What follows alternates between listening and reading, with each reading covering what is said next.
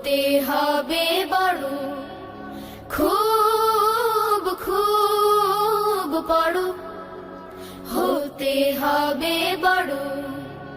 লেখা পড়া শিখে যারা, তারা বড়